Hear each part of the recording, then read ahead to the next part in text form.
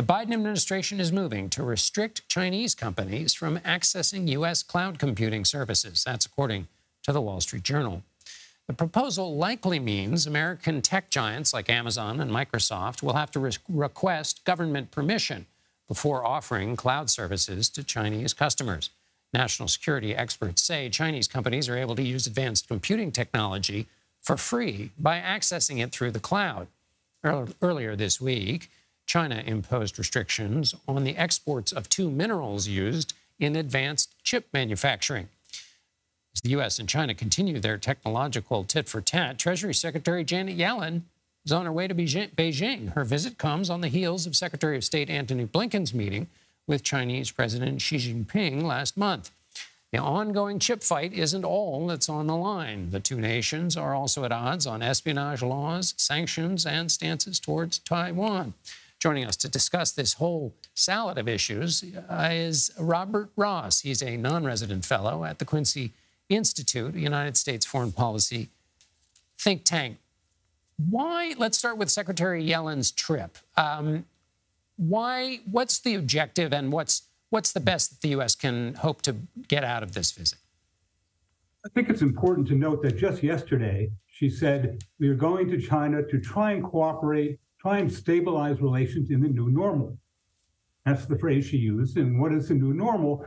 That's American technology controls and cooperation with China, the trade war that Donald Trump began, Biden's continued, or transformed Taiwan policy. So what we're saying to the Chinese is you should accept this as simply normal, and we can move on in other areas. I think that's asking a lot of the Chinese, and clearly they're prepared to push back, as they've done in the last 3 or 4 months, against American technology companies and export of important critical minerals for American technology.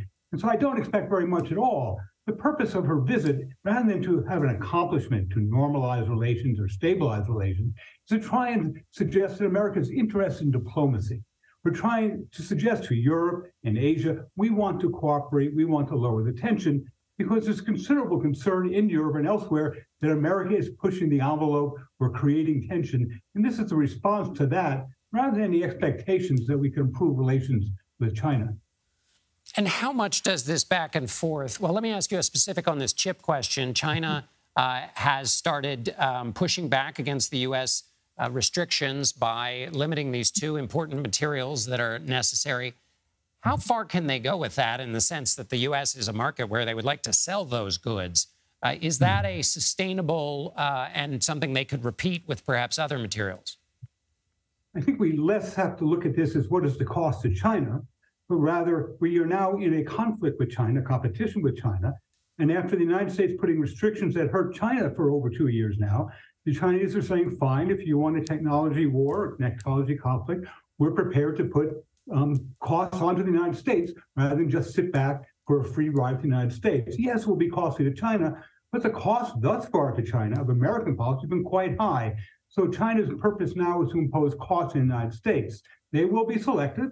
Those critical minerals, those critical technologies that the United States relies on, and their expectation it will cost the United States more than it will cost China. What's your sense of the pressure on the administration? You mentioned Europe, but just within the United States, from the business community, there are a number of large banks and other institutions that have big business in China. And how much pressure are they putting on the administration? Or how much is the tension and its escalation between the two countries going to affect U.S. business? So for American business, there's no substitute for China. The market is huge, the labor force is large. So thinking of Apple, for example, planning to move some of their manufacturing out of China, perhaps to Vietnam, they will still have 75% of their manufacturing in China. So the relationship with China for the American business community, the American financial community is decisive, it's critical. And so here we are undermining U.S.-China political relations, and the costs that the American businesses fear will be very high for themselves as China retaliates, and the opportunities in China will diminish. How the administration responds is unknown. I think their first step will be to try to assuage their fears without changing policy. How long they can continue with that remains to be seen.